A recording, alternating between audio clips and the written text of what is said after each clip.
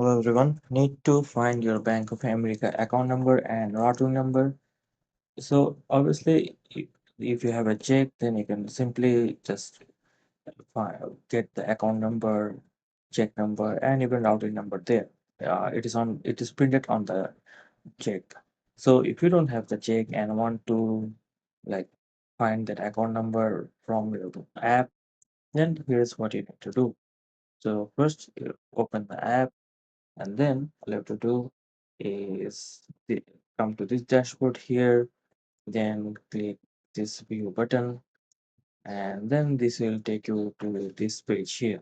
And after that, all you have to do is click on account and routing, and once you click on it, then you'll see your account number and routing number and also other details here.